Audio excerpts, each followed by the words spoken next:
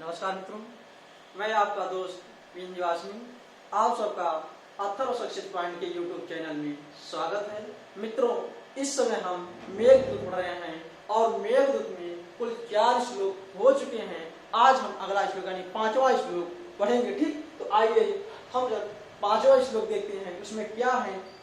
और ये मेघदूत जो अभी टीजीटी सिलेबस में है और टीजीटी सिलेबस में पूर्व मेघ और उत्तर मेघ दोनों है। इस समय हम पूर्व मेघ पढ़ रहे हैं और पूर्व मेघ में कुल 4 श्लोक हो चुके हैं। आज हम 5वां श्लोक पढ़ेंगे। ठीक, तो आइए 5वें श्लोक को हम एक बार व्हाइट बोर्ड पर लिख कर उसके अर्थ को स्पष्ट करते हैं। कौन सा श्लोक है? 5वां श्लोक। ठीक,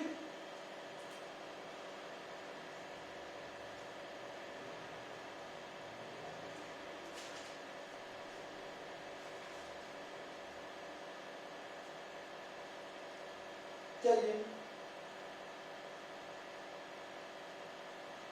धूमत ज्योति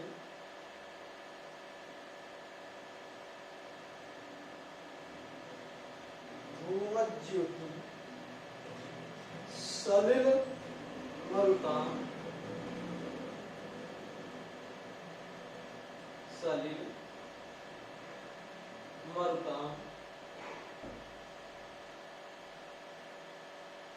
सलिल मरुतां। ठीक, सन्निपातः को मेघ, सन्निपातः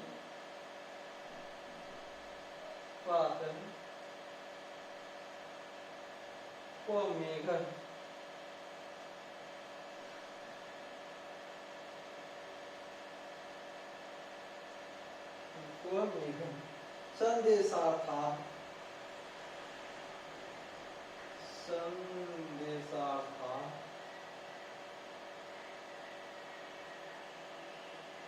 संदेशार्थः को पटकरणै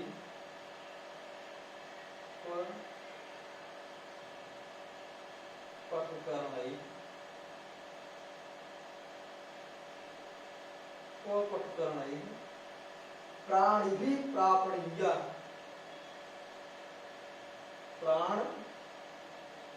प्राणिभिः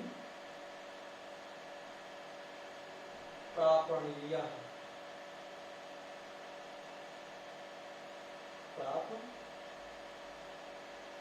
प्रापणीय। ठीक, तीसरी पंक्ति। इत्योत्सुक्य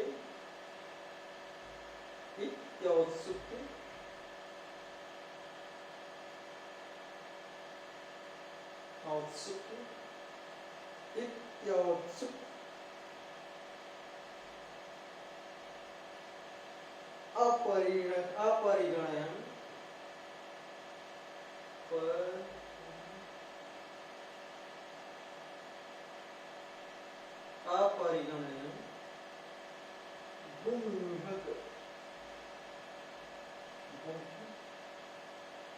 गुह्यक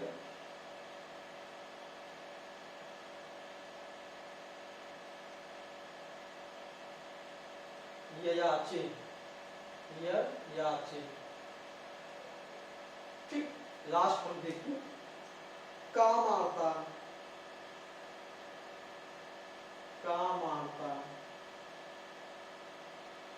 ही प्रकृति।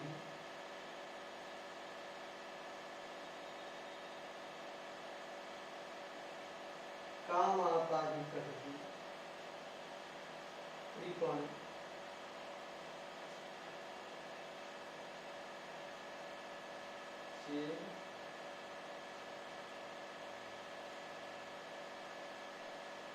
चेतनेश।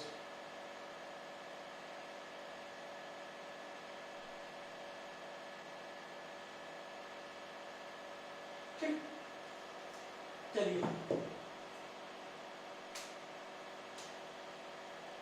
ये 5वां श्लोक है जो कि हमने पहले ही बता दिया था। मेघदूत में जितने भी श्लोक हैं सभी श्लोकों में कौन सा छंद पाया जाता है?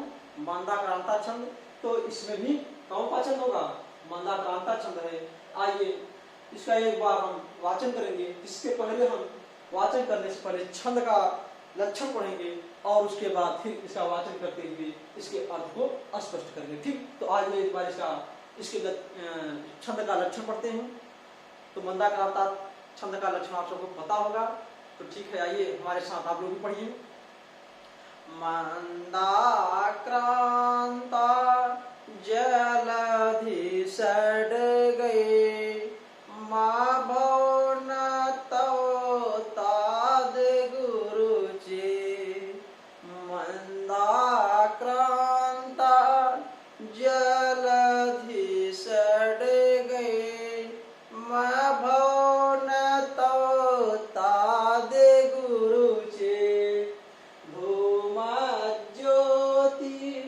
सलिल मरुतां सन्निपात को मेघ, संदेशार्था को पटुकर्णे, प्राण भी प्रापणिया।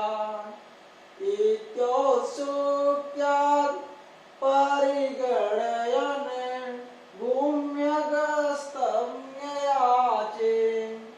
कामार्ता हि प्रकृत कृपया चेतना चेतनेषु। आइए ये लास्ट वाली पंक्ति दबाई कर लीजिए। ये सूक्ति है और बहुत इंपॉर्टेंट है क्योंकि ये परीक्षा में बहुत बार पूछी गई है। ठीक, यही पंक्ति दे देगा, कामार्ता हि प्रकृति कृपया चेतना चेतनेषु। ये पंक्ति कहाँ से है? ठीक, ग्रंथों का नाम दे देगा, किरातार्जुनीय, मेघदूत, शिशुपाल, इस प्रकार से 4 ग्रंथों का नाम देगा, जिनमें से आपको ध्यान रखना पड़ेगा। ये पंक्ति कहाँ से है? मेघदूत से है। ठीक, तो आइए हम इसके अर्थ को देखते हैं। कहा धूमत ज्योति सलिल मरुताम, यानी ग्रंथ के आप कथानों को समझ गए हैं कि यक्ष, विरही यक्ष अपने प्रियतमा के पास मेघ के द्वारा संदेश भिजवा रहा है। तो उस अब मेघ का वर्णन कर रहा है कालिदास ने, मेघ का वर्णन कर रहे हैं। तो मेघ कितने तत्वों से मिलकर बना है? तो आइए देखिए। कहा धूम ज्योति सलिल मरुताम। धूम माने धुआं, ज्योति माने आग, सलिल माने जल, मरुताम माने वायु। कहा धुआं, ज्योति, युवा, अग्नि, जल और वायु की सन्निपाता माने मिलन से को मेघ। कहा मेघ यानी धुआं, ज्योति, धुआं, अग्नि, जल और वायु के मिश्रण से बना हुआ कहा मेघ। और संदेशार्था को पटुकर्णई प्राण भी प्रापणीय।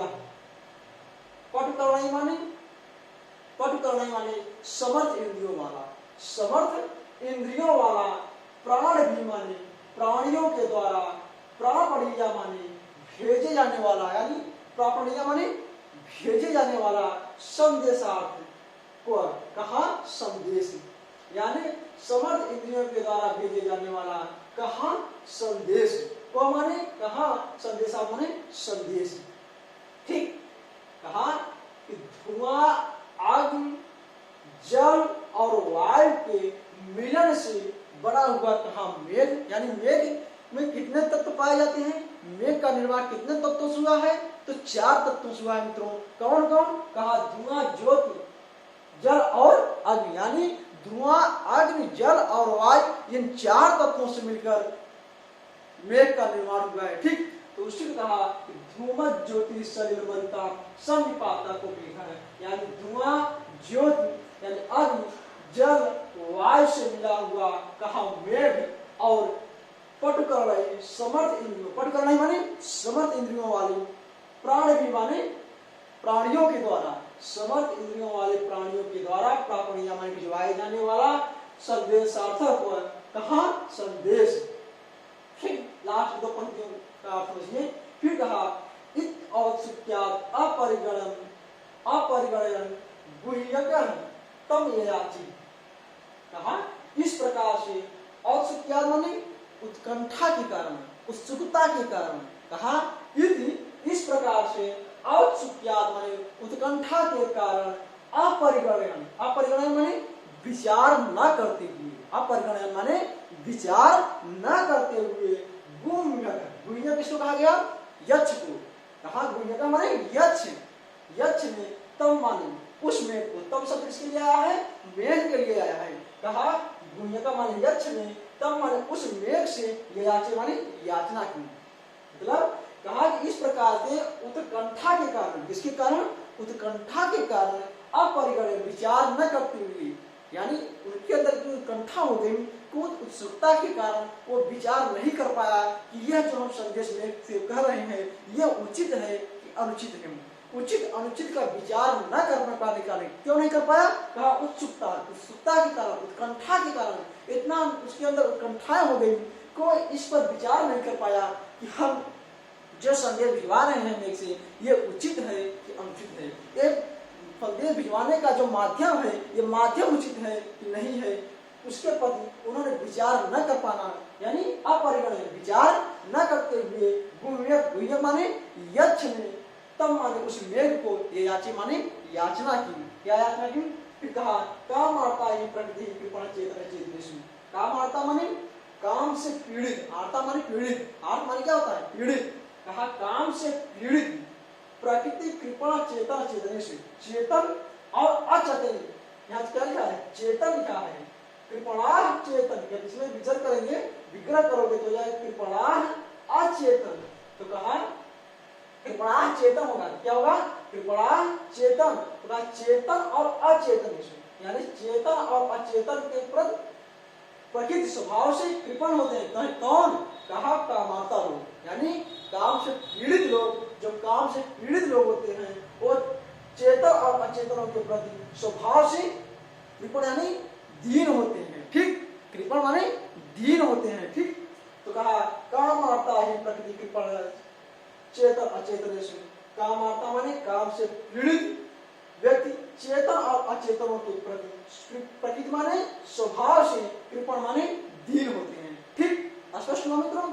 आइए एक बार फिर इसको देखते हैं, का धूम ज्योति सलिल मरुताम सन्निपाता को मेघा, धूमन माने धुआं, ज्योति माने अग्नि, सलिल माने जल, मरुत माने वायु, तो कहा धुआं, अग्नि, जल और वायु से मिला हुआ, कहा को माने कहा, मेघा माने मेघ, ठीक, स्पष्ट करना। फिर नीचे पंक्ति देखिए, का संदेशार्थ, संदेशार्था को पटुकरणाई प्राण भी प्रापणिया, पटुकरणाई माने, पटुकरणाई माने समर्थ इंद्रियों वाला, प्राण भी माने प्राणियों के द्वारा, प्रापणिया माने भिवाए जाने वाला, संदेशार्थ माने संदेश को माने कहा, समर्थ इंद्रियों वाले प्राणियों के द्वारा भिजवाए जाने वाला कहा संदेश, और धुआं, ज्योति, वायु और जल से मिला हुआ कहा मेघ, ठीक कहा। इस प्रकार औत्सुक्यात् उत्सुकता के कारण अपरिगणयन विचार न करते हुए गुम्यक यक्ष ने तम उससे, उससे यानी मेघ से ये याचे माने याचना की, क्या, फिर उसके बाद रहा काम आता ही प्रकृति की चेतनेषु, की माने क्योंकि कामार्तम काम से पीड़ित लोग चेतन और अचेतनों के प्रति स्वभाव से कृपण होते हैं, ठीक, स्वभाव से दीन होते हैं। यहाँ पर चेतन और अचेतन क्यों कहा गया, क्योंकि जो मेघ था वो यक्ष था, यक्ष ने अपने संदेश का माध्यम किसे बनाया, संदेश का माध्यम मेघ को बनाया, और मेघ क्या है, चेतन है क्या, चेतन, मेघ अचेतन है, फिर किसी अचेतन प्राणी के माध्यम से कोई संदेश भिजवाया जा सकता है, लेकिन मेघ यक्ष ने उस अचेतन प्राणी को भी चेतनवान की तरह संदेश भिजवा रहा है। ऐसा लगता है जैसे मेघ भी चेतनवान हो और किस माध्यम से, किस तरह से वो उपदेश दे रहा है, ऐसा प्रतीत होता है कि यह जो यक्ष है, यक्ष किसी चेतनवान मेघ के साथ इस तरह से उपदेश दे रहा है, इस तरह से संदेश भिजवा रहा हूँ। तो उसी कहा क्योंकि जो काम से पीड़ित लोग होते हैं वो चेतन और अचेतनों के प्रति स्वभाव से दीन होते हैं, चेतन और अचेतनों के प्रति निर्णय नहीं कर पाते कि चेतन है या अचेतन है, ठीक, इसीलिए यहाँ पर कहा गया काम आता है प्रकृति कृपणाश्च चेतन अचेतनेषु, काम आता माने काम से पीड़ित लोग चेतन और अचेतनों के प्रति स्वभाव से क्या होते हैं, दीन होते हैं। ठीक, चलिए स्पष्ट हुआ।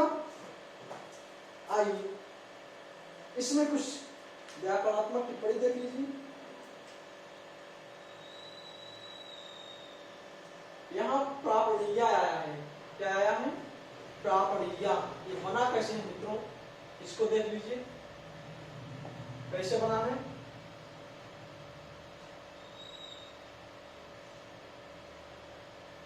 प्रउपसर्ग पूर्वक, समझना, प्रउपसर्ग पूर्वक कौन धातु है, आप धातु, ऋच प्रत्यय और अनियर प्रत्यय। कौन कौन, अनियर। ठीक, अनियर है।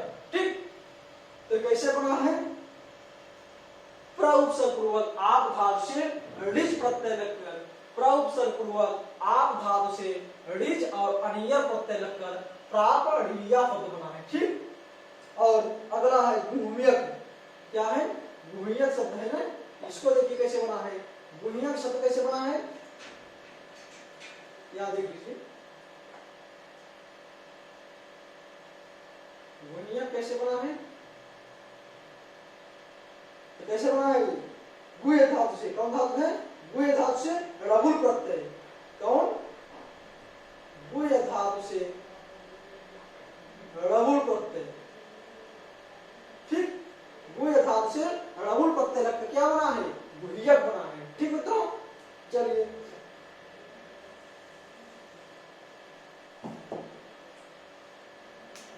यह थी हमारी 5वां श्लोक था। अब हम अगला श्लोक यानी 6वां श्लोक पढ़ेंगे। ठीक, इस श्लोक में कालिदास ने मेघ का निर्माण कैसे हुआ यह बताया, और एक चेतन प्राणी का इस प्रकार से व्यवहार करना क्या अचेतन के प्रति उचित था, इसके विषय में बताया। क्या हमने काम से पीड़ित लोग किस प्रकार से चेतन अचेतन के प्रति निर्णय नहीं कर पाते, उसको इस श्लोक में स्पष्ट किया गया। आइए अब हम अगला श्लोक यानी 6वां श्लोक देखेंगे, उसमें क्या कालिदास लिखते हैं। ठीक, तो आइए मित्रों चलिए उसको देखते हैं।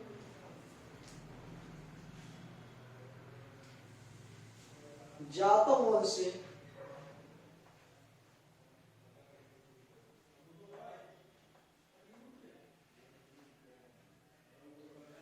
जातम वंशे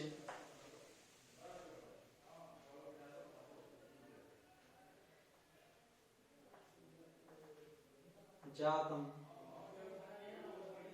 वंशे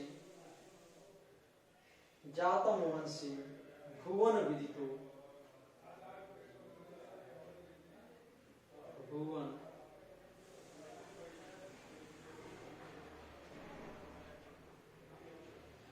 भुवन विदिते।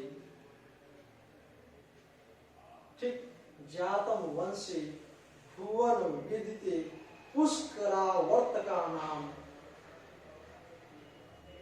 पुष्करावर्तका नाम, पुष्करावर्तका नाम।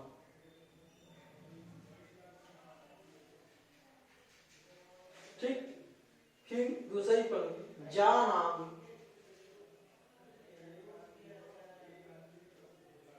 जानाम त्वाम प्रकृति पुरुषम, जानाम त्वाम प्रकृति पुरुषम, प्रकृति पुरुषम।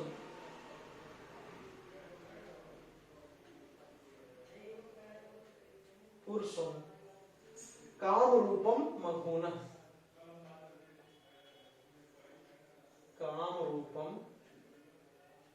मघोन।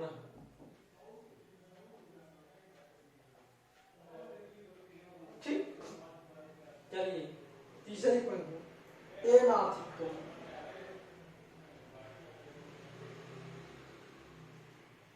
तेनाथित्वम त्वयि विधिवशात्, त्वयि विधिवशात्,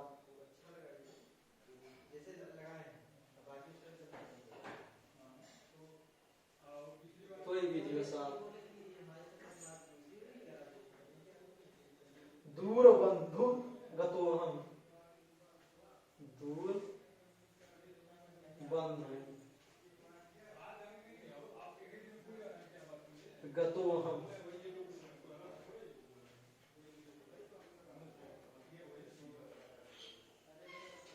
गतोऽहम्। लास्ट पंक्ति, याच्या मोघा, याच्या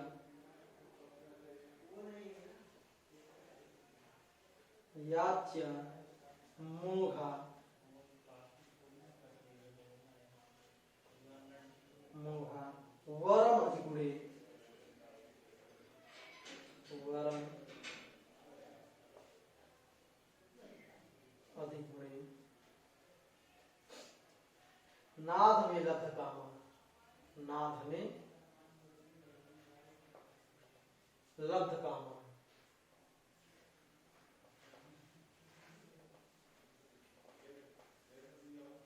ठीक, नाद में लब्ध कामा।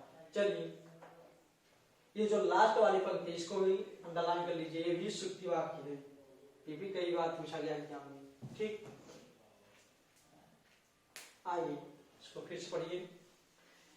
जातम वंशे भुवन विदिते पुष्करावर्तका नाम, जानाम त्वाम प्रकृति पुरुषम काम रूपम मघोनः, तेनार्थित्वम त्वयि विधिवशात् दूरबंधुर्गतोऽहम्।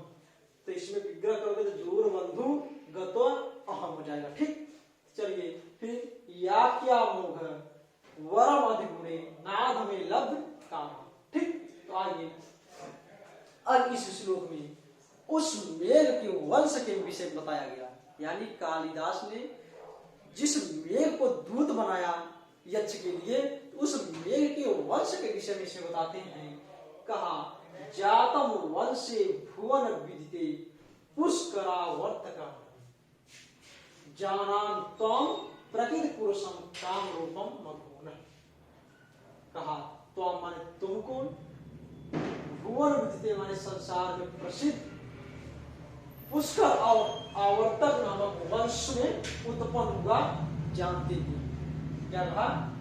कहा मेघ के लिए कहा कि मेघ तुमको संसार में प्रसिद्ध, यानी तुमको भुवन विदिते माने संसार में प्रसिद्ध पुष्कर और आवर्तक वंश में उत्पन्न, जाना माने जानता हूं। और क्या जानता हूं? कहा प्रकृति पुरुषम काम रूपम मघोना, मघोना माने इंद्र, मघोना माने इंद्र, इंद्र के काम रूप माने इच्छा अनुकूल स्वरूप को धारण करने वाले, प्रकृति पुरुष माने प्रधान पुरुष के रूप में भी जानता हूं। किसके रूप में?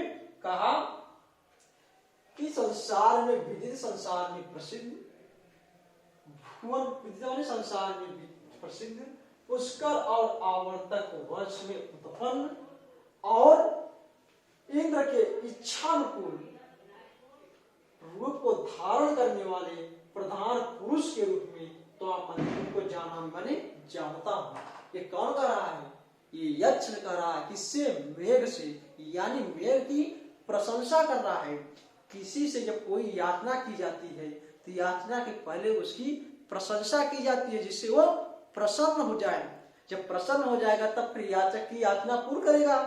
तो वही मेघ किस प्रकार से, यक्ष किस प्रकार से मेघ का प्रशंसा कर रहा है, कह रहा है ये मेघ तुमको तो भुवन विदित संसार में प्रसिद्ध पुष्कर और आवर्तक वंश में उत्पन्न, जात माने उत्पन्न, वंश माने वंश में, अब जाना माने जानता हूं। और क्या जानता हूं? कहा मघोना, मघोना माने इंद्र के, काम रूप माने इच्छानुकूल रूप को धारण करने वाले, यानी मेघ क्या करता है? मेघ इंद्र के इच्छानुकूल क्या करता है? रूप धारण करता है। इसीलिए कहा कि हे मेघ तुम तो मघोना माने इंद्र के काम रूप माने इच्छानुकूल रूप को और धारण करने वाले और प्रकृत पुरुषम माने प्रधान पुरुष के रूप में तो माने तुमको जाना माने जानता हूं। यानी संसार में प्रसिद्ध पुष्कर और आवर्तक वंश में उत्पन्न और इंद्र के इच्छानुकूल रूप को धारण करने वाले प्रधान पुरुष के रूप में तो माने तुमको जाना माने जानता हूं। और क्या कहा, तेनार्थित्वं त्वयि विधिवशात् दूरबन्धुर्गतो अहम्। विधिवशात् माने भाग्य से या दैववश, दूर बंधु गतो अहम्, दूर हो गई है प्रिया से, यानी दूर हो गए हैं बंधु माने प्रिया से, अहम माने मैं। कहा भाग्य के कारण या दैववश दूर हो गए हैं प्रिया के प्रति हम, इसलिए त्वयि तुमसे अर्थित्वम याचना कर रहा हूं कि याचा मोघ वरम अधिगुणे नाद में लब्ध कामा। वरम अधिगुणे माने गुणवान के अधिक गुण के प्रति, अधिक गुणवान के प्रति की गई याचना, मोगा माने निष्फल हो जाने पर, वरम माने श्रेष्ठ है, और नाद में लब्ध कामा, और अधम पुरुष के साथ की गई याचना लब्ध माने पूर्ण हो जाने पर भी अच्छी नहीं है। ठीक, तो कहा फिर से इसको देखिए, विधि तो माने विधिवशात्, भाग्यवश या दैववश, दूर हो गए हैं प्रयास के, अहम माने मैं, यानी भाग्यवश मैं प्रिया से दूर हो गया हूं, इसलिए तो माने तुमसे याचित्व माने याचना करता हूं, याचकत्व को रूप को स्वीकार करता हूं, और याचा मोघा वरम अधिगुणे, क्योंकि अधिगुणे गुणवान व्यक्ति के प्रति याचा माने की गई याचना, मोघा माने निष्फल हो जाने पर, वरम माने श्रेष्ठ है, नाद में लब्ध कामा, और अधम के प्रति की गई याचना लब्ध कामा माने पूर्ण हो जाने पर भी अच्छी नहीं है। ठीक, स्पष्ट हुआ। आइए फिर देखिए, कहा जातम वंशे भुवन विदितो पुष्करावर्तका नाम। यहाँ पुष्कर और आवर्तक ये मेघ के वंश होता है, यानी ये पुष्कर और आवर्तक ये दो श्रेष्ठ वंश हैं, तो इस श्रेष्ठ वंश में मेघ की उत्पत्ति बताई गई है। ठीक, तो कहा यह मेघ तुम तो संसार में प्रसिद्ध पुष्कर और आवर्तक वंश में उत्पन्न हुए हो, और मघोन इंद्र के काम रूपम इच्छानुकूल रूप को धारण करने वाले प्रकृत पुरुष प्रधान पुरुष के रूप में तो माने तुमको जाना माने जानता हूं। कौन कह रहा है? यक्ष कह रहा है, किससे? मेघ से। ठीक, फिर का विधिवशात्, भाग्यवश या दैववश, दूर हो गए हैं बंधु माने प्रिया से, अहम माने मैं। भाग्यवश बंधु प्रिया से दूर हो गए हैं हम, इसलिए त्वयि माने तुमसे, अर्थित्व माने याचना करता हूं, याचा मोघ वरम अधिगुणे। याचा मोघा वरम अधिगुणे, यानी अधिगुणे माने गुणवान के प्रति की गई याचना माने याचना, मोघा माने निष्फल हो जाने पर, वरम माने श्रेष्ठ है, और नाद में लब्ध कामा, नाद में लब्ध कामा, यानी अधम के प्रति, नीच के प्रति की गई याचना लब्ध माने पूर्ण हो जाने पर भी अच्छी नहीं है। ठीक मित्रों, स्पष्ट बात। आइए अब हम इसमें कुछ व्याकरणात्मक टिप्पणी देख लेते हैं, फिर उसके बाद आगे बढ़ते हैं। मित्रों, यहाँ जो मघोना शब्द आया है, मघोना शब्द किसके लिए आया है? इंद्र के लिए आया है। और मघोना शब्द का प्रातिपदिक क्या है? मघोना शब्द का प्रातिपदिक मघवत है। क्या है? मघवत। मघवत इसका प्रातिपदिक है, मूल प्रातिपदिक क्या है? मघवत है। और मघवत शब्द का कौन सा विभक्ति है? मघवत शब्द का षष्ठी एक विभक्ति मघोना शब्द बनता है। ठीक, मघवत शब्द का षष्ठी एक वचन क्या बनेगा? मघोना। और मघोना शब्द किसके लिए आया है? इंद्र के लिए आया है। ठीक, तो मघोना माने इंद्र, और मघोना शब्द का मूल प्रातिपदिक क्या है? मघवत है। और मघवत का षष्ठी एक वचन में क्या बनेगा? षष्ठी विभक्ति एक वचन में मघोना बनेगा। ठीक, चलिए और दूर बंधुगत में कौन सी समास है? दूर बंधुगत में, दूर बंधुगत में कौन सा समास है? बहुब्रीहि समास है। कौन सा समास है? बहुब्रीहि समास है। ठीक, ध्यान रखना। और गता में कौन सा प्रत्यय है? गता में कौन सा प्रत्यय है? जो गता शब्द है, गता में गम धातु और त प्रत्यय है। कौन सा प्रत्यय है? त प्रत्यय है। कई बार बताया गया, इसलिए बार बार नहीं बताना चाहते। ठीक, इसमें कई शब्द ऐसे आए हैं जो आपको कई बार बताए जा चुके हैं, और कुछ शब्द जो नए हैं उसको हम आपको बता देते हैं। ठीक, चलिए, और कुछ इंपॉर्टेंट जो होते हैं उसको हम बता देते हैं, और वैसे तो बहुत शब्द हैं लेकिन जो इंपॉर्टेंट नहीं है उसको छोड़कर हम आगे निकलते हैं। ठीक, चलिए, अब हम अगले श्लोक यानी 7वें श्लोक की ओर बढ़ेंगे। ठीक, ये था हमारा 6वां श्लोक। चलिए 7वां श्लोक भी देख लेते हैं क्या है। इसके पहले यानी जो 1 से लेकर 4 श्लोक पिछली कक्षा यानी कल हम पढ़ाए थे। यदि आप लोग आज नए हो तो हमारे चैनल को सब्सक्राइब कर लीजिए और वहां पर चले जाइए, सारे वीडियो पड़े हुए हैं, आप उसको देख लीजिए और अच्छे से समझ लीजिए। ठीक, वहां पर मंगलाचरण के विषय में विस्तार से बताया भी गया है, आप उसको भी समझ लीजिए। चलिए, अब हम अगला श्लोक यानी 7वां श्लोक पढ़ेंगे। ठीक, तो आइए देखते हैं 7वां श्लोक क्या है।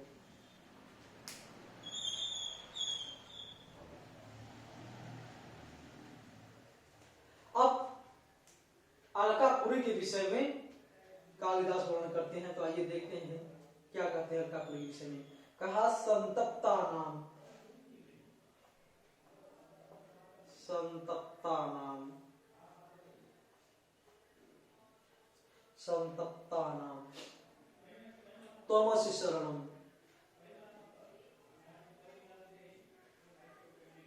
त्वमसि शरणम, त्वमसि शरणम तत्पयोद, तत्पयोद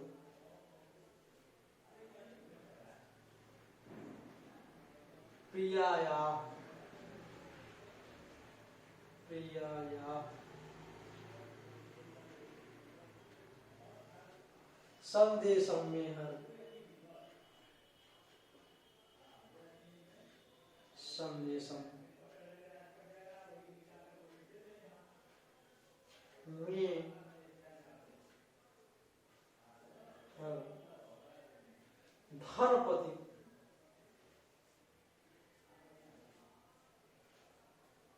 धनपति क्रोध विश्लेषितस्य, क्रोध विश्लेषितस्य, विश्लेषितस्य।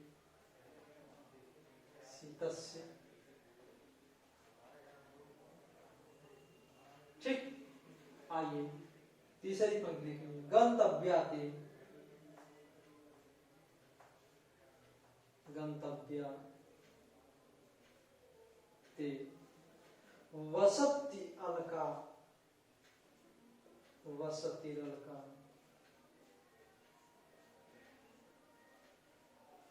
वसति अलका नाम यक्षेश्वराणाम, नाम यक्षेश्वराणाम,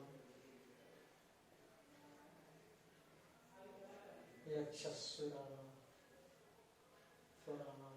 ठीक, आइए लास्ट पंक्ति। बाह्योद्यान, बाह्योद्यान स्थित, वायुद्यान स्थित हर, हर सिर चंद्रिका, हर सिर चंद्रिका धौतहव्य, धौतहव्य।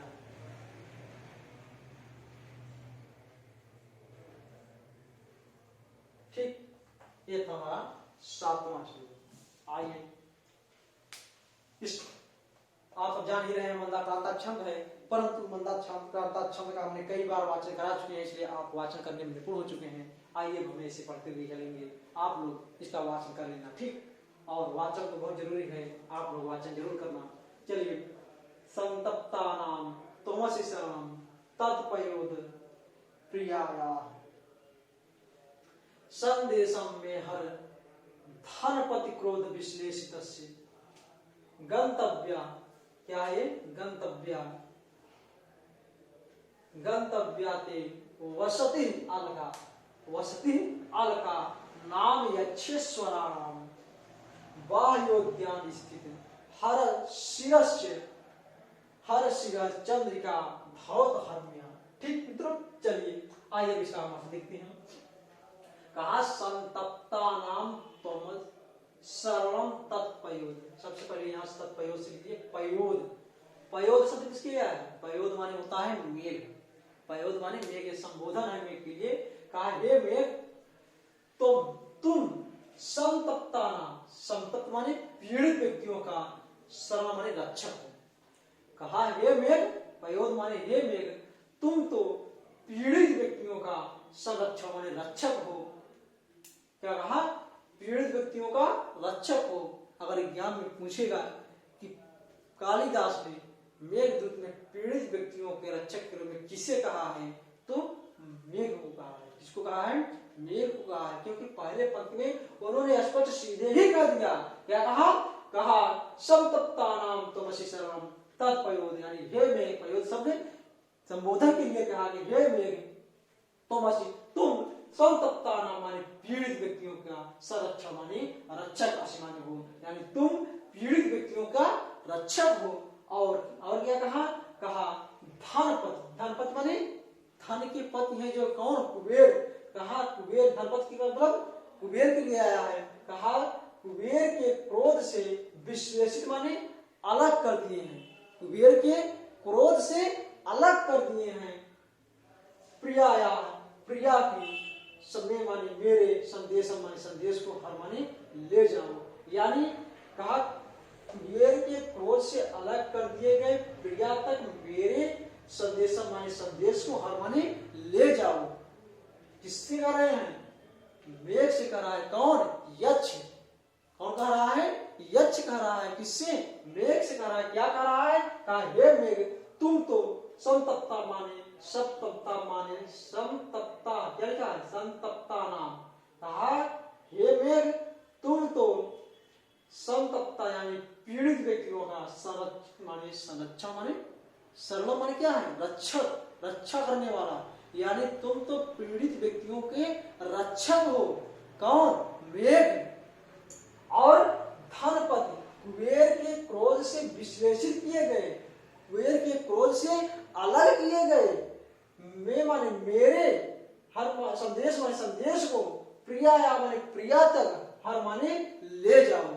यानी कुबेर के क्रोध से अलग किए गए मेरे संदेश को प्रिया तक ले जाओ। कौन? मेघ।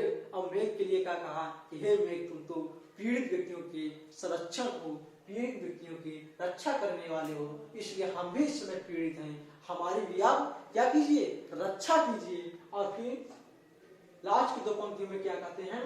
कहा गंतव्याते वसति अलका नाम यक्षेश्वराणाम और वायु उद्यान में स्थित हर शिरश्च चंद्रिका धौत हर्म्याम। वायु उद्यान, अब अलका के विषय बताते हैं कि आपको संदेश कहाँ ले जाना है, जिस अलका में ले जाना है वो अलका नगरी कैसी दिख रही है, कैसी दिखेगी, उसके विषय में बताते हैं। कहा बाह्य उद्यान, बाह्य माने बाहरी उद्यान में स्थित, वो अलका कहाँ स्थित है? कहा बाहरी उद्यान में स्थित हर शिरस, हर शिरस माने शिव के सिर पर स्थित विद्यमान चंद्रिका के समान धौत प्रकाशित, यानी धौत माने शुक्र वर्ण के प्रकाशमान, हर्म्या माने महल को, महल, हर्म्या माने महल से युक्त, यक्षेश्वराणाम माने यक्ष के ईश्वर जो कुबेर हैं उनके नाम, उनके नाम माने प्रसिद्ध अलका दशरथी माने नगरी में, ते माने तुम्हें गंतव्य माने जाना है। कहाँ जाना है? अलका नगरी में जाना है। और वो अलका नगरी किसकी नगरी है? तो कहा यक्षेश्वराणाम। यक्षेश्वरा मतलब यक्ष के जो ईश्वर है, यक्षों के जो ईश्वर यानी कुबेर के नगरी, कुबेर की जो नाम माने प्रसिद्ध नगरी है। और उस प्रसिद्ध नगरी कौन है? अलका है। और उस अलका में मैंने तुम्हें गंतव्य माने जाना है। तो नीचे अलका के विशेष बताते हैं। वो अलका कैसी है? कहा बाह्य उद्यान नाम स्थित है। बाह्य उद्यान है, बाहरी उद्यान में स्थित, शिव के सिर पर चंद्रिका, शिव के सिर पर चंद्रिका के समान धवल वर्ण वाली महलों से युक्त यक्षेश्वराणाम। यक्षेश्वराणाम माने ईश्वर के ईश्वर यानी जो कुबेर की नाम माने प्रसिद्ध, वसत माने नगरी, अलका माने अलका को, ते माने तुम्हें गंतव्य माने जाना है। यानी वो अलकापुरी कैसी लग रही है? तो कहा वायु उद्यान में स्थित, शिव के सिर पर चंद्रिका यानी चंद्रिका जो चंद्रमा है, तो कहा शिव के सिर पर चंद्रिका के समान धवल वर्ण वाले महलों से युक्त यक्षों के राजा कुबेर के प्रसिद्ध नगरी अलकापुर में ते माने तुम्हें गंतव्य माने जाना है। ठीक मित्रों, आइए फिर इसको बात लीजिए। कहा संतप्ता नाम तोमसि शरणम तत्पयोद प्रियाया वंदेशम में हर धनपति क्रोध विश्लेषित है गंतव्याते वसति रेणका नाम यक्षेश्वराणाम वायु उद्यान स्थित हर शिरस चंद्रिका धौत हरम्या।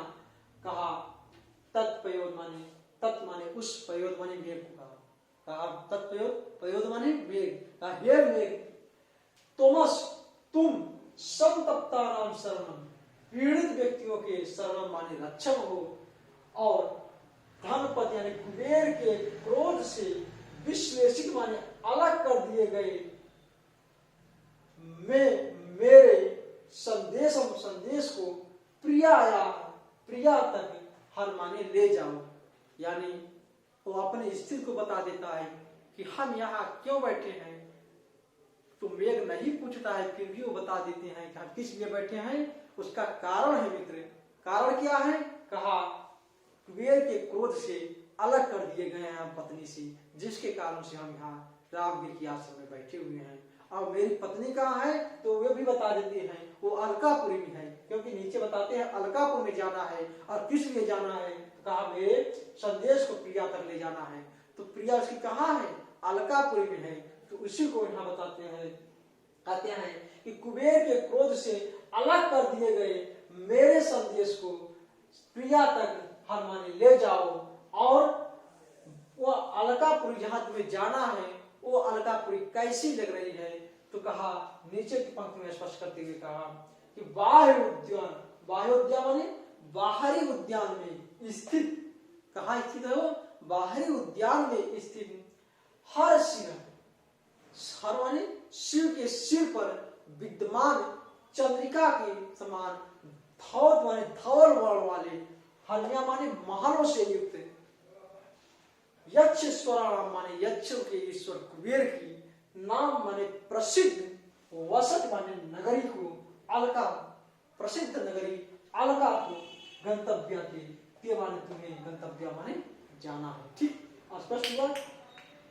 कहते हैं वो कि तुम्हें कहाँ जाना है? कहा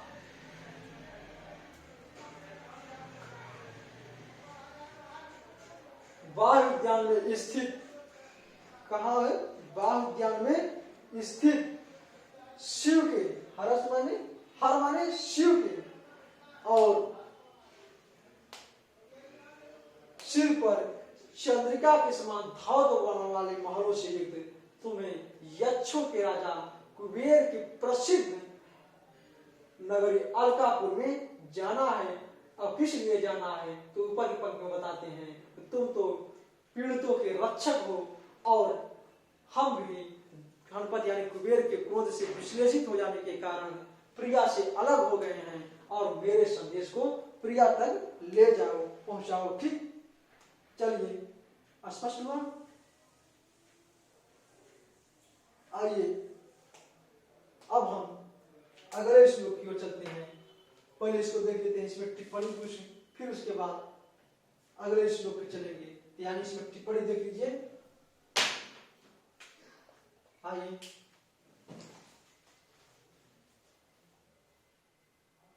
अलका शब्द का है ना, अलका शब्द देख लीजिए कैसे बना है।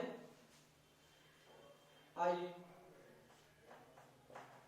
अलका ये कैसे बना है मित्रों, ध्यान रखना। अलका शब्द कैसे बना है, अल धातु से कौ धातु, अल धातु से कौ प्रत्यय लगा है, कुर प्रत्यय, कौ प्रत्यय कुर प्रत्यय, और कुर प्रत्यय में क्या बचता है, कुर प्रत्यय में अन बचता है, क्या बचता है, अक, कुर प्रत्यय में अक बचता है, और लास्ट में टा आ है, आ के कल में टा प्रत्यय लग गया। ठीक ठीक, अलका कैसे बना है, अल धातु है, कुल प्रत्यय और टा प्रत्यय। कुल प्रत्यय में क की लसब तद्धित से इस संज्ञा और तस् लोप से लोग, अन्ना की हलंतम से इस संज्ञा और तस् लोप से लोग, उ बचा और योर नाकों से उ के स्थान पर अक आदेश हुआ, तो अल अक हो गया, यानी अल प्लस अक के हम उसका शब्द कर देंगे तो अलग हो जाएगा, और अलग शब्द में टा प्रत्यय हम जोड़ेंगे, क्या बनेगा, अलका शब्द बनेगा। ठीक, चलिए आया समझ में अलका कैसे बना। चलिए मित्रों, अब हम आगे चलेंगे, क्योंकि और तो सब वसत जान ही रहे हैं। वस धातु से तिप प्रत्यय, तिप प्रत्यय जानते हैं, वस धातु से कौन प्रत्यय लगा है, वसत में वस धातु से कौन प्रत्यय लगा है, तो वसत धातु में वस है, वस धातु से तिप प्रत्यय लगा दीजिए, क्या बनेगा, वसत ही बनेगा। ठीक, चलिए अब हम अगले श्लोक की ओर प्रस्थान करते हैं। यानी 7 श्लोक हो चुके हैं, अब हम अंतिम श्लोक यानी 8वां श्लोक पढ़कर आज की कक्षा को यहीं पर समाप्त करेंगे। तो आइए मित्रों, अब हम 8वें श्लोक पे चलते हैं। मित्रों, इसमें अलकापुरी के विषय में बताया गया। अभी तक हम अलकापुरी के विषय में पढ़े, अलकापुरी किस प्रकार से दिख रही होगी और वो अलकापुरी किसकी नगरी है, इसके विषय में हमने अध्ययन किया। तो मित्रों ध्यान रखना, एग्जाम में पूछ सकता है कि अलकापुरी किसकी नगरी है, तो यक्षों की नगरी है। और यक्षों के राजा कौन थे, तो कुबेर थे। और वो अलका कहाँ स्थित थी, तो वाही उद्यान में स्थित थी। ठीक मित्रों, तो श्लोक से काफी क्वेश्चन बन रहे थे। अगर आप लोग श्लोक अच्छे से समझ लिए होंगे तो कुछ भी उससे क्वेश्चन पूछेगा आप उसको आसानी से कर ले जाएंगे। मित्रों ध्यान रखना, आप लोग श्लोक अच्छे से समझा कीजिए। अगर श्लोक अगर समझ में आ गया तो मित्रों श्लोक से संबंधित जितने भी क्वेश्चन आपसे पूछेगा आप सब क्वेश्चन कर ले जाएंगे। ठीक मित्रों, तो आइए अब हम अगले श्लोक की ओर चलते हैं। यानी 7वां श्लोक हो गया है, अब हम 8वें श्लोक की ओर प्रस्थान करेंगे। इस श्लोक की ओर 8वें श्लोक की ओर, तो आइए 8वां श्लोक क्या है उसको देखते हैं। चलिए,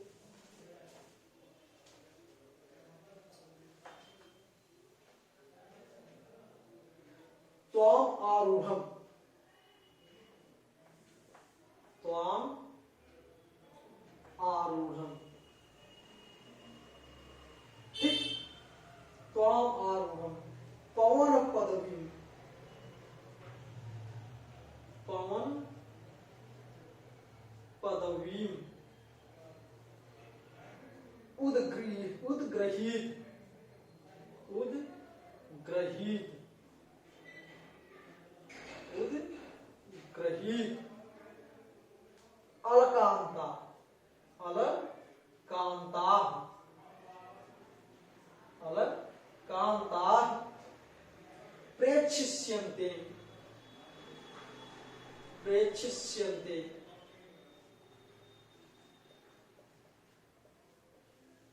प्रेक्षिष्यन्ते, पथिक वनिता, पथिक वनिता,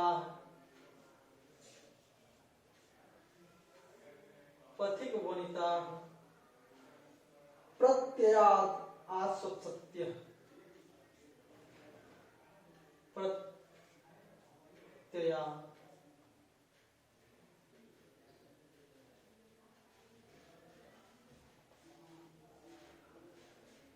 शाश्वत सत्य। ठीक, चलिए तीसरी पंक्ति देखिए, कह सन्नद्धि, कह सन्नद्धि, कह सन्नद्धि विरह विधुराम, विरह विधुराम, विरह विधुराम त्वयुपेक्षिते, त्वयुपेक्षिते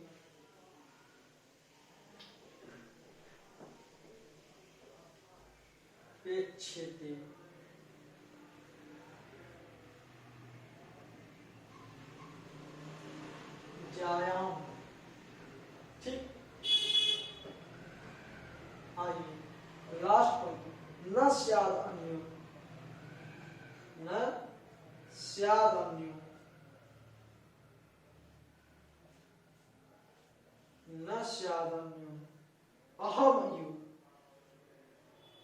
अहम यु जनो यह पराधीन वृत्ति, जनो यह पराधीन वृत्ति, पराधीन वृत्ति।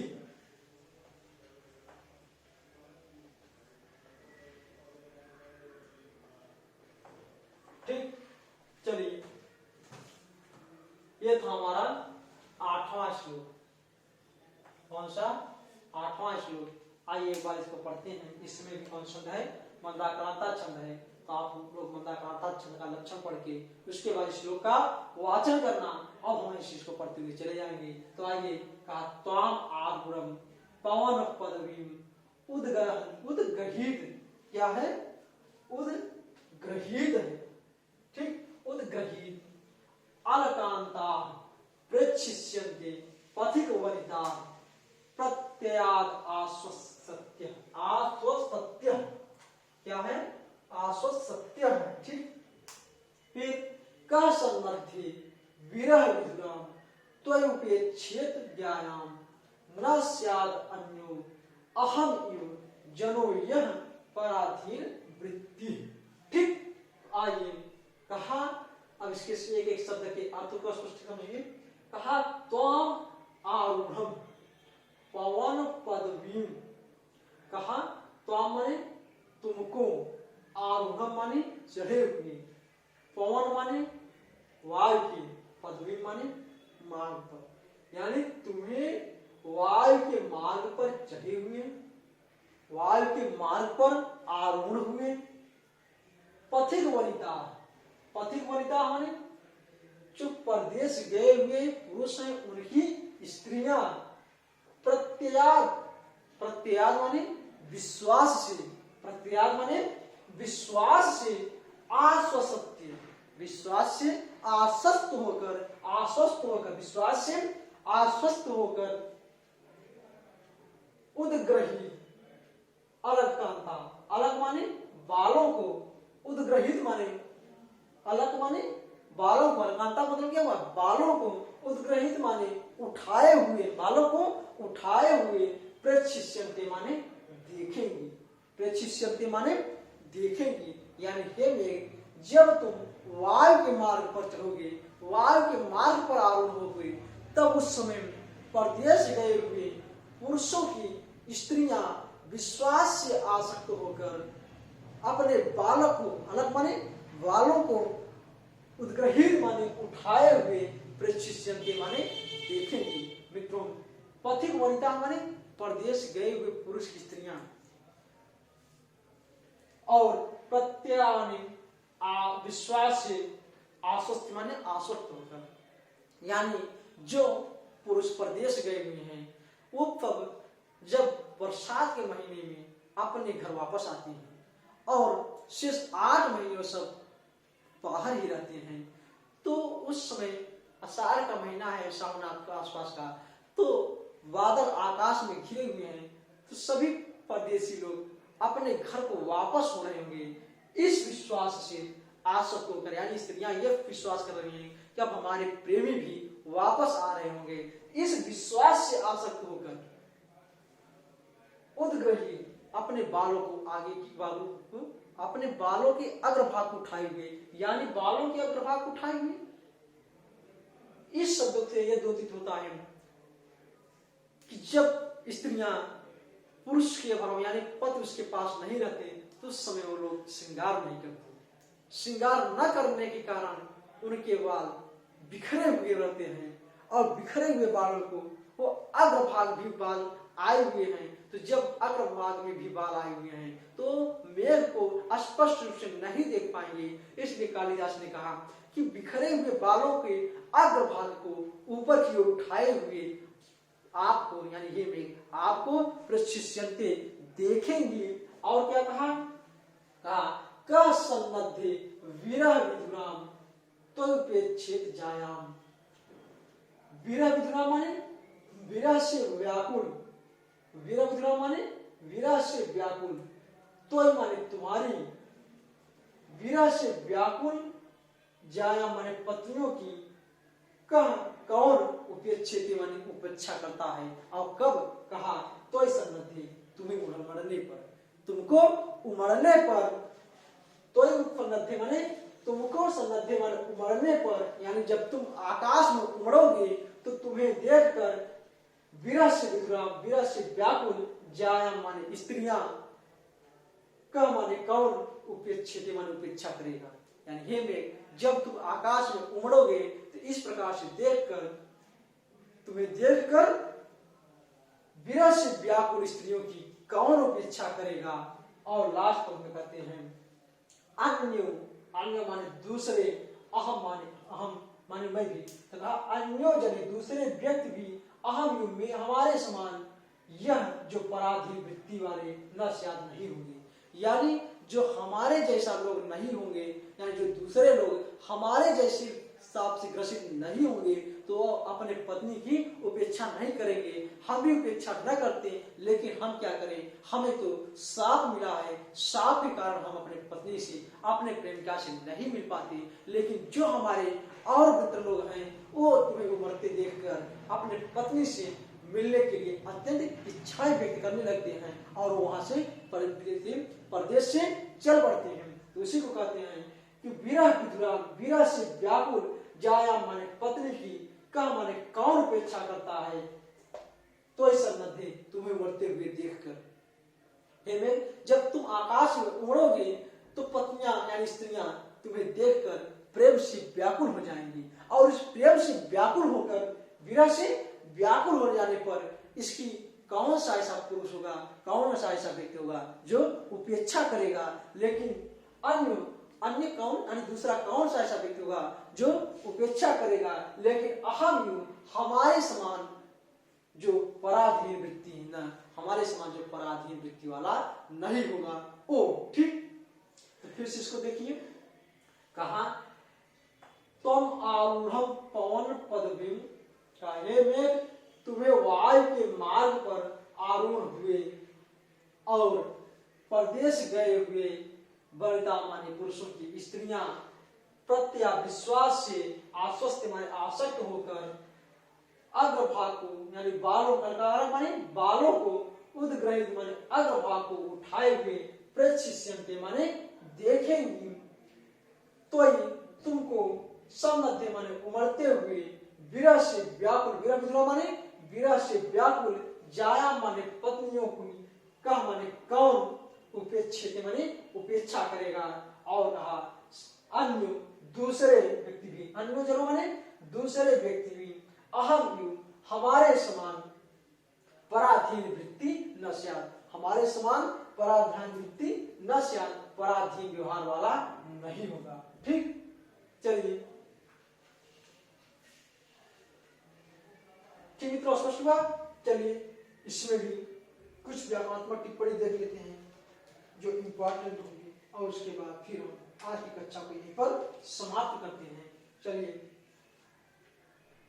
प्रशिष्यन्ते शब्द आया है ना, प्रशिष्यन्ते शब्द बना कैसे है, प्र प्रउपसर्ग पूर्वक ईच धातु से, कौन धातु है, ईच धातु से, और लिट लगा प्रथम पुरुष एक वचन में कौन सा बना है, प्रच्छिष्यन्ति। प्रच्छिष्यन्ति कैसे बना, प्रउपसर्ग पूर्वक ईच धातु से लट लिट लकार प्रथम पुरुष एक वचन में क्या बना, क्षम्यतां बहुवचन है, अंत्य शब्द आया है तो ये बहुवचन है, तो कहा प्रउपसर्ग पूर्वक ईच धातु से लिट लकार प्रथम पुरुष बहुवचन में क्या बनेगा, प्रच्छिष्यन्ते। कैसे का रूप चलेगा, प्रच्छिष्यते, प्रच्छिष्यते, प्रच्छिष्यन्ते। ठीक, तो क्या बना बहुवचन में, प्रच्छिष्यन्ते बना। ठीक मित्रों, और उपच्छेद बना बोल सकते हैं, उपच्छेद है ना, ये कैसे बना है, तो ये बना है उपसर्ग पूर्वक ईच धातु से, ये भी उपसर्ग पूर्वक ईच धातु से, ईच धातु से, ईच धातु से विधिलिंग प्रथम पुरुष एक वचन में क्या बनेगा, उपच्छेद। जैसे पठेद वैसे उपच्छेद, तो कैसे बना उपच्छेद, उपसर्ग पूर्वक ईच धातु। इसमें पूछ सकता है उपच्छेद में कौन सी धातु है, तो मित्रों उपच्छेद में कौन सी धातु है, ईच धातु है, और प्रच्छिष्यन्ते में कौन सी धातु है, इसमें भी ईच धातु है। ठीक, स्पष्ट हुआ। चलिए मित्रों, यह स्पष्ट हुआ, श्लोक का एक शब्द का अर्थ स्पष्ट हो गया। चलिए सब फिर से एक बार बता दे रहे हैं। कहा त्वाम आरूढ़म पवन पदवीम, त्वाम आरूढ़म पवन पदवीम उद्ग्रहीत अलकांता।